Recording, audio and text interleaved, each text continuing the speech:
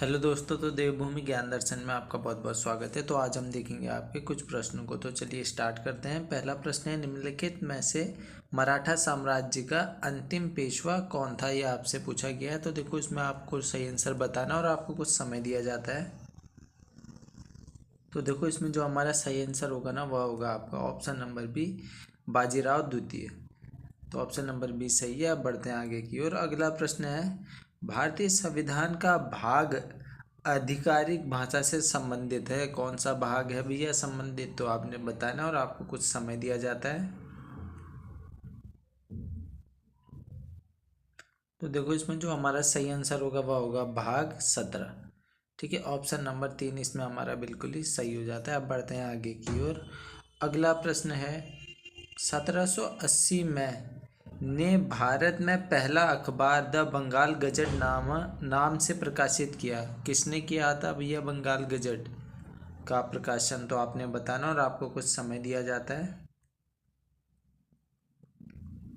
तो देखो, इसमें जो हमारा सही आंसर होगा वह होगा आपका जेम्स ऑगस्टस हिक्की ने किया था भैया। ठीक है, ऑप्शन नंबर दूसरा इसमें हमारा सही हो जाता है। अब बढ़ते हैं आगे की ओर। अगला प्रश्न, भारतीय हॉकी महासंघ की स्थापना वर्ष में हुई थी। तो किस वर्ष में हुई थी ये आपने बताना और आपको कुछ समय दिया जाता है। तो देखो, इसमें जो हमारा सही आंसर होगा वह होगा आपका वर्ष 1925 में। अब बढ़ते हैं आगे की ओर। अगला प्रश्न है, धुआंधार जलप्रपात नदी पर स्थित है। तो धुआंधार जलप्रपात आपका किधर है भैया? मध्य प्रदेश में है। और यह आपका किधर है आपने बताना और आपको कुछ समय दिया जाता है। तो देखो, इसमें जो हमारा सही आंसर है वह है आपका नर्मदा में है।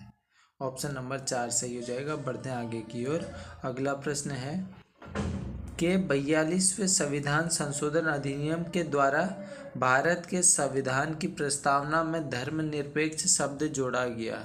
तो कौन से सन में जोड़ा गया था भैया आपने बताना है। 42वें संविधान संशोधन से आप बता दोगे कि इसमें हमारा सही आंसर है वर्ष 1976।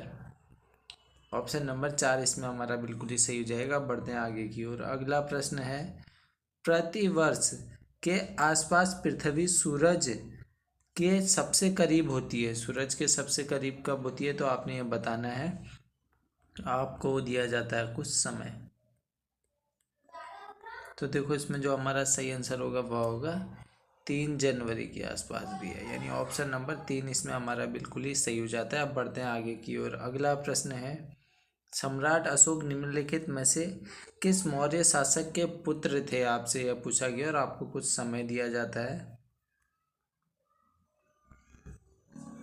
तो देखो, इसमें जो हमारा सही आंसर होगा वह होगा आपका बिंदुसार, यानी ऑप्शन नंबर दूसरा इसमें हमारा बिल्कुल ही सही हो जाता है। अब बढ़ते हैं आगे की ओर। अगला प्रश्न है, 1957 की क्रांति में बेगम हजरत महल ने निम्न में से किस स्थान से क्रांति का नेतृत्व किया था? तो आपने बताना और आपको दिया जाता है भैया कुछ समय।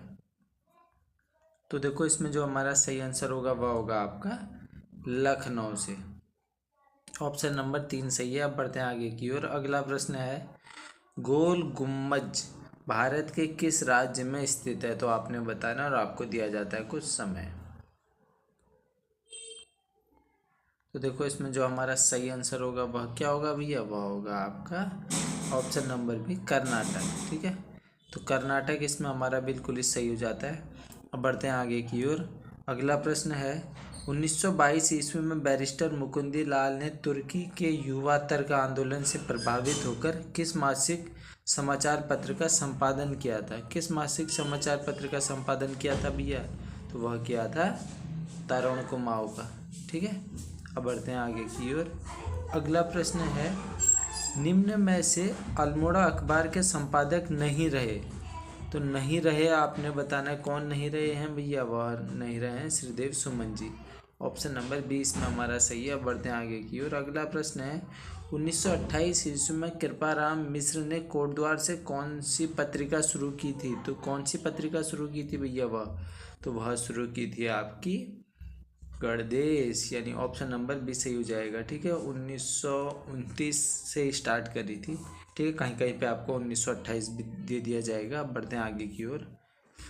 फिर जो हमारा अगला प्रश्न है, प्रजाबंधु नामक समाचार पत्र के प्रकाशन का श्रेय जाता है, तो किसे जाता है भैया? प्रजाबंधु नामक समाचार पत्र का प्रकाशन का श्रेय तो वह जाता है जयदत्त वेला जी को जाता है, ठीक है ना। 1947 में करते हैं अल्मोड़ा से। अब बढ़ते हैं आगे की ओर। अगला प्रश्न है, निम्नलिखित में से शक्ति नामक पत्रिका का प्रकाशन किसने किया था? तो वह किसने किया था भैया? वह किया था B.D. पांडे जी ने। ऑप्शन नंबर 20 में हमारा सही हो जाएगा। 1918 की बात होती है। अब बढ़ते हैं आगे की ओर। गढ़वाल समाचार का प्रकाशन किस वर्ष हुआ था? तो गढ़वाल समाचार का जो प्रकाशन होता है वह होता है वर्ष 1902 में, ठीक है ना। गढ़वाल के दुगड्डा से होता है, गिरिजादत्त नैथानी जी के द्वारा।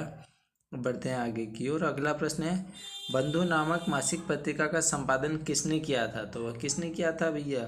तो वह किया था रामसिंह धोनी जी ने। ऑप्शन नंबर सी इसमें हमारा सही है। बढ़ते हैं आगे की ओर। देहरादून में गढ़वाली नामक पत्र प्रकाशित होने प्रारंभ हुआ, तो प्रकाशित होना प्रारंभ हुआ वर्ष 1905 से। अब बढ़ते हैं आगे की ओर। अगला प्रश्न है, निम्न में से पुरुषार्थ पत्र के संपादक हैं? तो हैं पूछा गया, तो वह है भैया कौन?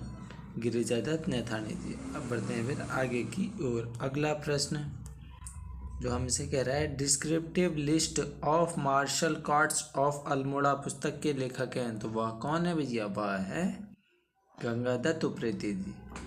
अब बढ़ते हैं फिर आगे की ओर। अगला प्रश्न है, फोटोग्राफी में मुख्य रंग कौन से होते हैं? तो फोटोग्राफी में मुख्य रंग आपने बताना और आपको कुछ समय दिया जाता है। तो देखो इसमें जो हमारा सही आंसर होगा वह होगा, फोटोग्राफी में ना आपके मुख्य रंग होते हैं आपके लाल, नीला और हरा। बढ़ते हैं आगे की ओर। अगला प्रश्न है, निम्नलिखित में से किसे मार्स गैस के नाम से जाना जाता है? तो आपको दिया जाता है भैया कुछ समय। तो इसमें जो हमारा सही आंसर होगा ना वह होगा, मार्स गैस के नाम से मीथेन को जाना जाता है। किसे भैया? मीथेन को जाना जाता है। तो अब बढ़ते हैं आगे की ओर। अगला जो हमारा प्रश्न है वह है, शरीर में लौह यानी आयरन की कमी से कौन सी बीमारी होती है? तो आपने बताना है कौन सी बीमारी होती है, आपको कुछ समय दिया जाता है। तो देखो इसमें जो हमारा सही आंसर होगा वह होगा आपका एनीमिया हो जाता है, ठीक है ना। ऑप्शन नंबर 20 में हमारा सही है। बढ़ते हैं आगे की ओर। अगला प्रश्न है, निकट दृष्टि दोष को ठीक किया जाता है, तो किसके द्वारा ठीक होगा भैया? आपके पास 4 ऑप्शन है और कुछ समय भी है। तो देखो इसमें जो हमारा सही आंसर होना चाहिए था वह होना चाहिए था आपका अवतल लेंस, ठीक है ना। अवतल लेंस इसमें हमारा सही हो जाएगा। अब बढ़ते हैं फिर आगे की ओर। अगला प्रश्न है, गन मेटल किस मिश्र धातु से निर्मित है? तो आपको भी यह 4 ऑप्शंस दिए गए हैं और सही आंसर आपने बताना और कुछ समय भी आपको दिया जाता है। तो देखो इसमें जो हमारा सही आंसर होगा वह होगा क्या? वह होगा कॉपर, टिन और जिंक से बनता है, ठीक है। कॉपर, टिन और जिंक से। अब बढ़ते हैं आगे की ओर। अगला प्रश्न है, बेरी की कमी के कारण होता है, कौन सा रोग होता है भैया? बेरी की कमी के कारण आपने बताना और आपको कुछ समय दिया जाता है। तो देखो इसमें जो हमारा सही आंसर होगा वह होगा विटामिन B1, यानी ऑप्शन नंबर 3 इसमें हमारा सही है। बढ़ते हैं आगे की ओर। निम्नलिखित में से कौन सा कोशिका अंगक यानी कोई सेल ऑर्गन्स आत्महत्या की थैली सुसाइड बैग के रूप में जाना जाता है? तो वह जाना जाता है कौन भैया? आपने बताना और आपको कुछ समय दिया जाता है। तो देखो इसमें जो हमारा सही आंसर होगा वह क्या होगा? लायन का है। अगर मैं बात करूँ इस लायन का है की, तो इसको आप दूसरे नाम से ज़्यादा अच्छे से जानते होगे, लाइसोसोम, ठीक है, याद में रख लेना। अब बढ़ते हैं फिर आगे की ओर। अगला जो हमारा प्रश्न है वह है, पोषण के स्वपोषी रूप के लिए आवश्यक होता है, क्या आवश्यक होगा भैया? 4 ऑप्शन है और आपको कुछ समय दिया जा रहा है। तो देखो इसमें जो हमारा सही आंसर होगा वह होगा कार्बन डाइऑक्साइड, पानी, क्लोरोफिल और सूर्य का प्रकाश, यानी ऑप्शन नंबर 3 इसमें हमारा सही हो जाता है। बढ़ते हैं फिर आगे की ओर। लेंस की क्षमता का एसआई यूनिट क्या है? लेंस की क्षमता का एसआई यूनिट आपसे पूछा गया। आपके पास हैं 4 ऑप्शंस और आपको कुछ समय दिया जा रहा है। तो देखो इसमें जो हमारा बिल्कुल ही सही आंसर होगा वह होगा क्या भैया? वह होगा डायोप्टर। ऑप्शन नंबर 4 इसमें हमारा सही है। डायोप्टर इसमें हमारा सही हो जाता है। बढ़ते हैं फिर आगे की ओर। अगला प्रश्न है, धातुओं के साथ जल मिश्रित अम्लों की अभिक्रिया होने पर कौन सी गैस उत्पन्न होती है? आपके पास 4 ऑप्शंस है और सही आंसर बताना है और आपको दिया जाता है कुछ समय। तो देखो इसमें जो हमारा सही आंसर होगा ना वह होगा आपका हाइड्रोजन। हाइड्रोजन इसमें हमारा बिल्कुल ही सही आंसर है। फिर जो हमारा अगला प्रश्न है वह है, चौ वर्ग का उच्चारण मुंह के किस भाग से होता है? तो जो आपका चौ वर्ण है उसका जो उच्चारण होगा, चौ वर्ग का उच्चारण होता है आपका चौ वर्ग, यानी चौ, छ, जौ, झ, ठीक है, यो, इन सभी का उच्चारण आपका होता है तालु से, यानी तालव्य व्यंजन है आपके चौ, छ, ज, झ, यो, ठीक है। अब बढ़ते हैं फिर आगे की ओर। अगला जो हमारा प्रश्न है, जिनके उच्चारण में स्वर तंत्रों में कंपन ना हो वह कहलाते हैं। वह क्या कहलाएंगे भैया? आपने बताना और आपको कुछ समय दिया जाता है। तो देखो इसमें जो हमारा सही आंसर है वह है आपका अघोष व्यंजन, ठीक है। अघोष इसमें हमारा सही हो जाएगा, यानी ऑप्शन नंबर सी इसमें हमारा सही हो जाता है। अघोष ध्वनियाँ अगर मैं बात करूँ तो क्या होती हैं? प्रत्येक वर्ग का पहला और दूसरा, ठीक है। अब बढ़ते हैं आगे की ओर। ज्ञ वर्ण किन वर्णों के संयोग से बना हुआ है? तो जो आपका ज्ञ वर्ण है वो बनता है आपका भैया देखो जौ प्लस यों से, यानी इसमें हमारा सही होना चाहिए था option number B. Option number B सही हो जाता है। बढ़ते हैं आगे की ओर। निम्न में से अल्प प्राण वर्ण कौन से हैं? अल्प प्राण भैया आपने बताने और आपको कुछ समय दिया जाता है। तो देखो इसमें जो हमारा सही आंसर होगा ना वह होगा आपका अल्प प्राण, यानी पहला, तीसरा और पांचवा। देखो क पहला है, गौ तीसरा है, तो क गौ इसमें हमारा सही हो जाएगा, ठीक है। अब बढ़ते हैं आगे की ओर। फिर जो हमारा अगला प्रश्न है वह है, निम्नलिखित में से अशुद्ध वर्तनी वाला शब्द है? आपने बताना और आपको कुछ समय दिया जाता है।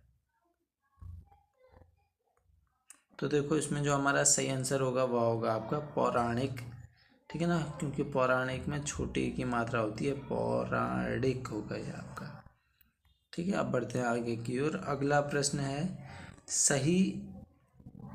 सही वर्तनी वाला शब्द है। सही वर्तनी वाला शब्द कौन सा आपने बताना और आपको कुछ समय दिया जाता है।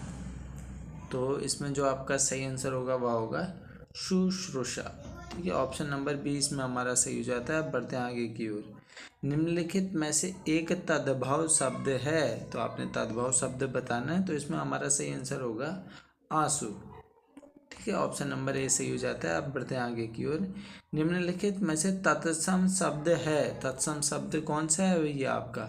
वह है आपका ओष्ठ, ठीक है। ऑप्शन नंबर बी इसमें हमारा सही हो जाता है। अब बढ़ते हैं आगे की ओर। अगला प्रश्न है, व्याख्यान में कौन सी संधि है? व्याख्यान में कौन सी संधि है आपसे पूछा गया है। तो इसमें जो संधि होगी वो होगी यण संधि, ठीक है ना। वी प्लस आख्यान होता है ना, वी प्लस आख्यान यानी व्याख्यान। अब बढ़ते हैं आगे की ओर। अ ई बराबर ए स्वर संधि के किस भेद को व्यक्त करता है? ठीक है, तो जैसे आप लिखते हो ना स्वर, ये गुण संधि का उदाहरण है वैसे, जैसे उपेंद्र, पुष्पेंद्र वगैरह लिखते हो तो उसमें आपका ए का प्रयोग होता है। चलिए, तो आशा करता हूँ इस वीडियो से आपको थोड़ा बहुत तो ज्ञान मिला होगा। अगर थोड़ा भी ज्ञान मिला है तो वीडियो को लाइक कर देना। तो आप इसी आशा के साथ हम करते हैं वीडियो को यहीं पर समाप्त। चलिए, धन्यवाद।